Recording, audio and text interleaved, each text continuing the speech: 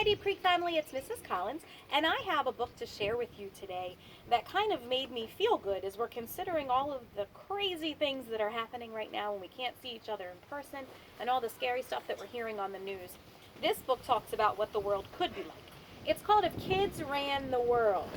It's by Leo and Diane Dillon, and this book is going to talk about some great things that kids could do and some things that kids are even doing. As you listen, think about how you might have an idea that could change the world. Here we go. Go. If kids ran the world, we would make it a kinder, better place.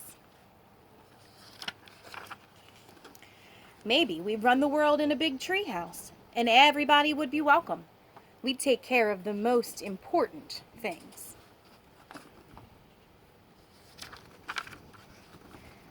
We know people are hungry, so all over the world, everyone would have enough food to eat. The food would taste delicious, and it would make people healthy and strong. Kids who had extra food would help bring it to people who needed it.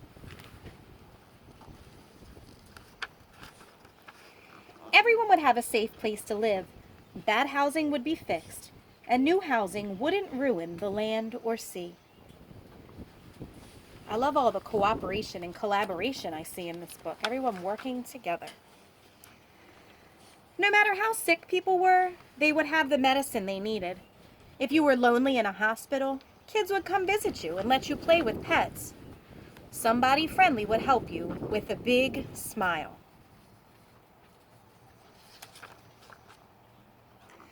Everyone would laugh a lot more. Kids would have more picnics and games and funny books and movies. People would spend more time playing and less time worrying. No bullying would be allowed.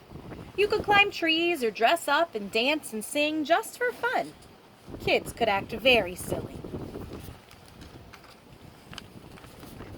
All children would go to good schools where every teacher was nice and had lots of books, music, and art. Classes would be exciting and fun. Schools would serve yummy meals and have great sports and big playgrounds. Kids would love school. People could wear any kind of clothes, and no one would tease them. Children would all live with people who loved them. More forests would be planted and protected. All the beaches, pools, and parks would belong to everyone. There would be no clubs or places that keep some people out. Friendship, kindness, and generosity would be worth more than money. People would take care of the planet and animals and plants. Nobody would throw trash on the ground or in the ocean or make the air dirty.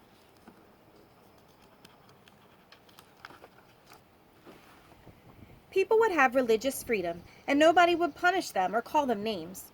Everyone would learn the happiness of being thankful. Even if they were busy, people would remember to stop and see the beauty of a sunset or a rainbow. All over the world, people would feel safe with one another.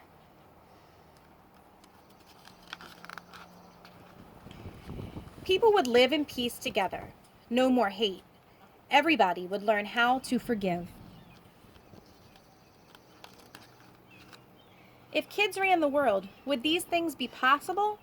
Yes, we think so, because kids know that everyone can learn to share. Kids know how to try to do their very best. And kids know that the most important thing in the world isn't money or being a king or queen or pushing other people around. It's love, giving it, sharing it, and showing it.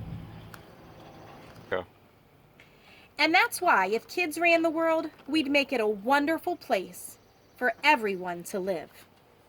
Grown-ups, too. Free speech, free to believe, free from want, free from fear. What kids are doing now. Like our friends in this book, all over the world, we're doing things to make our planet a kinder, gentler place. It may not be in the news, but every day we are making a difference. What are kids doing? We volunteer in lots of ways, large and small. Some of us join groups at schools or religious organizations, or we volunteer through our communities. We gather food, books, toiletries, and clothing, donating them to shelters or any place they are needed. If we have games or toys or sports equipment that we don't use, we give them to someone who will. Many of us volunteer with our families. It's fun to help build new houses or fix up broken ones so homeless people will have safe places to live. We may sing in a choir and share our songs at hospitals or teach reading and math to kids who need help at school. Bake sales, car washes, garage sales, babysitting, and dog walking are great ways to raise money. Or we might enjoy coming up with our own ideas or partnering with friends. A lemonade stand can earn money for people who need help after a tornado, a hurricane, a flood, a fire, or an earthquake. Some of us volunteer at nursing homes, reading to the elderly, or handicapped, or blind. Sharing books is so important, and so is supporting teachers and librarians. At animal shelters, we do chores and try to find homes for orphaned pets. We clean up trash at school, on beaches, in our neighborhoods, and we recycle.